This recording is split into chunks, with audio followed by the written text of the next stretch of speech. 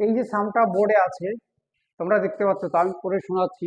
কোন ক্ষুদ্রতম সংখ্যাকে 20 42 63 দ্বারা বিভাজ্য করলে বা ভাগ করলে প্রতি ক্ষেত্রে এক ভাগশেষ থাকবে?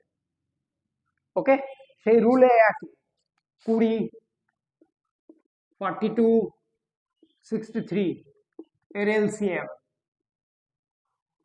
Equal to 1260। এর এলসিএমটা কত? 1260। এবার দেখো 20 দিয়ে এবার ডিভাইড করো, 0 0 কাটবে, মিলে যাবে। 42 দিয়ে ডিভাইড করো, মিলে যাবে। 63 দ্বারা ডিভাইড করো, মিলে যাবে। কিন্তু এখানে মিললে হবে না, বলছে প্রতি ক্ষেত্রে এক ভাগশেষ থাকবে। তাহলে এবারে এই যে 1260 এলসিএমটা তোমরা করে নেবে। 1260-এর সাথে এক যোগ করে দাও, 1261।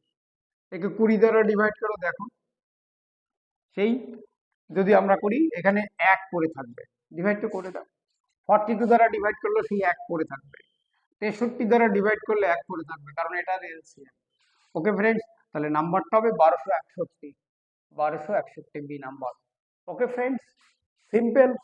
3 সেকেন্ড 2 সেকেন্ড লাগবে এক্সামে যদি আমার এই সাম ফলো করো। ওকে, অবশ্যই চ্যানেলটা ফলো করো, সাবস্ক্রাইব করো, বন্ধুদের মধ্যে শেয়ার করো, যাতে তোমারও উপকার হয় এবং সবার হয়।